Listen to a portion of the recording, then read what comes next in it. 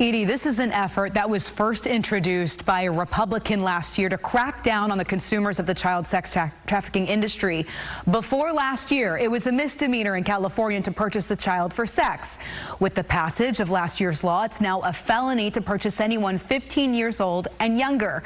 But now, after a fight over all of this last year, Democratic Sacramento Assemblymember Maggie Krell is trying to include 16 and 17-year-olds in that solid felony charge. Even though lawmakers want this changed, we're hearing the reason why it's not is because some Democrats are trying to honor a closed-door deal on this whole issue that was made last year. I was told that it was pulled, and the only way I could get it back on the agenda is if parts of the bill would be blocked. Former California Department of Justice prosecutor and now Democratic Assembly member Maggie Krell disappointed by what's happened to her bill. The Assembly Public Safety Committee will not move forward with her proposal that would make it a felony to purchase a 16 or 17-year-old for sex. Did you expect this? Are you surprised by this, just being a new member in this building? I think it's a disgrace. It's evil. Republican State Senator Shannon Grove, who originally pitched the concept last year, says the Assembly is now trying to honor a closed-door deal between her and the state Senate from last year. That deal allowed what's now state law to move forward. Last year, lawmakers made it a felony to purchase a child 15 years old and younger for sex, while allowing the purchase of 16 and 17-year-olds to be either a misdemeanor or felony. Grove says it was more of an ultimatum. It was either move forward with 15 and below or get nothing. And so the issue of protecting the 16 and 17-year-olds that we put forward in the bill, because everyone knows, if you asked anybody in California, they should be included in those protections against sex trafficking minors. They are minors. They're considered minors under any other circumstance.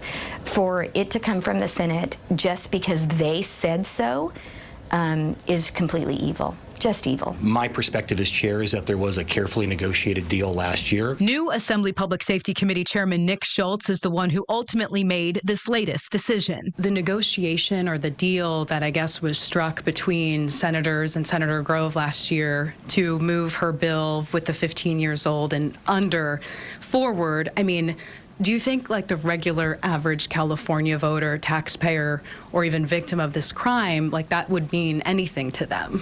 Here's what I think. I think the average taxpayer expects to be kept safe in the state of California. They also expect a justice system that is fair and equitable.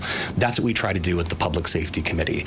I think whether you're talking about Senate Bill 1414 last year or Assembly Bill 379 this year, the reality is most people are not watching the day-to-day developments of these bills. I've been doing this for 20 years, and I'm not going to quit now. And I am going to bring this part of this bill back every year until I get the votes to protect children. That's what I'm going to do. So Assemblyman Nick Schultz said later this fall he wants to hold informational hearings to go deeper on the 16 and 17-year-olds issue and come back in January with a new proposal. We should note there have been several hearings and discussions on this issue from last year, again when the idea was originally pitched, and Assemblymember Krell has said over and over again that the point of this is to make it so that the laws are consistent for traffickers and buyers, because those harsher penalties apply to traffickers who traffic children 18 and under. Right. And therefore, the law, she says, should apply to buyers, too, for that reason. And so many other laws that apply to minors just in general. So there are other parts of Assemblymember Krell's bill that are going to move forward. What should we be looking for there? Right, yeah. The hearing tomorrow will still allow parts of AB 379 to continue. Those parts include reinstating penalties for those who loiter for prostitution with the intent to purchase anyone.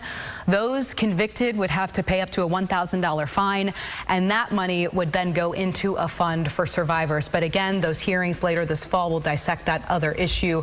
But ultimately what we're seeing here is politics at play, the deal that I guess made this whole thing collapse. All right. Well, we know you'll keep following it. We'll keep watching it with you. Thanks, Ash. Thanks.